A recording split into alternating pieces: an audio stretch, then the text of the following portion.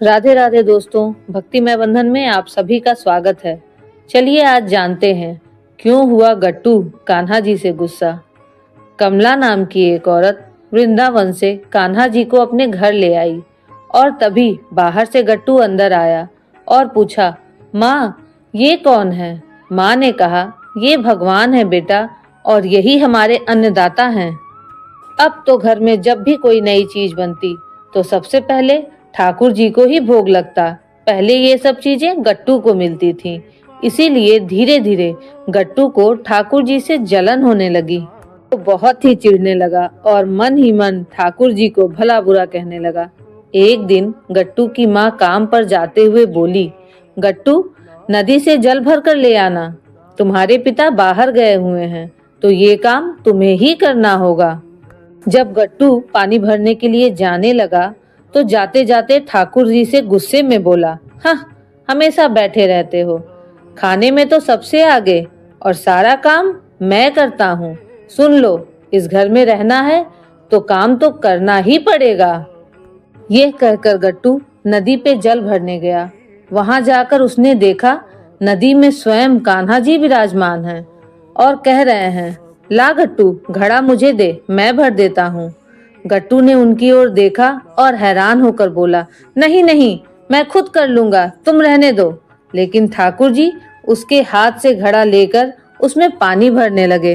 पानी भरकर जब कान्हा जी और गट्टू घर आ रहे थे, गट्टू डरता हुआ घर आ रहा था और सोच रहा था, आज अगर माँ को पता चला कि मैंने ठाकुर जी से काम कराया है तो आज मैं पक्का पिटूंगा।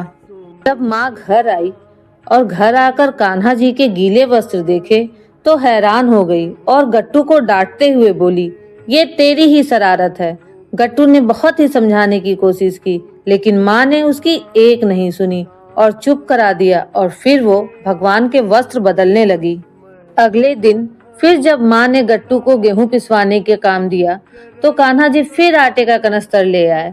फिर माँ आई और ठाकुर जी के ऊपर सूखा आटा लगा देखा, बोली, गट्टू क्यों नहीं समझता, ये हमारे भगवान हैं, अन्नदाता हैं, रोज रोज तू इन्हें गंदा कर देता है।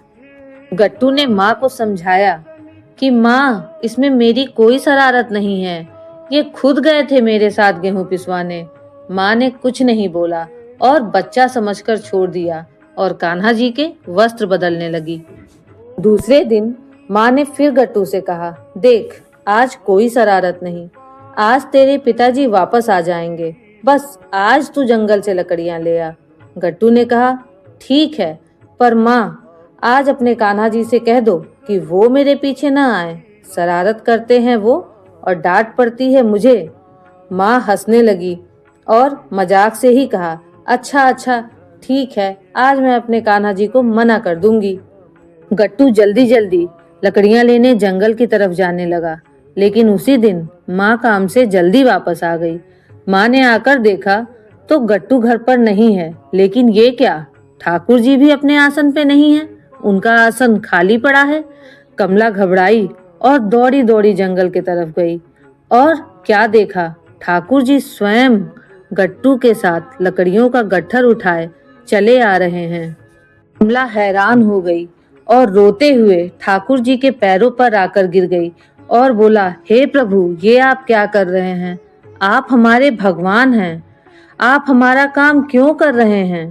ठाकुर जी ने कमला को प्यार से उठाया और बोला, मुझे तो तेरा बेटा बहुत ही प्यारा लगता है, सब मुझे भगवान समझते हैं लेकिन एक वो ही है जो मुझे अपना मित्र समझता है, वो हमें अपना मानता है, अपना मान के वो हमें डांटता भी है, वो हम पे गुस्सा भी करता है और हमसे बातें भी करता है, और एक बार जो हमें अपना मान ले हम उसी के हो जाते हैं।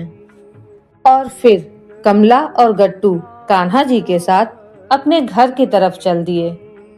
अगर आपको मेरी ये स्टोरी अच्छी लगी हो तो प्लीज़ लाइक और सब्सक्राइब करना न भूलें। मैं आगे भी आपके लिए ऐसी स्टोरी लाती रहूंगी। राधे राधे, धन्यवाद।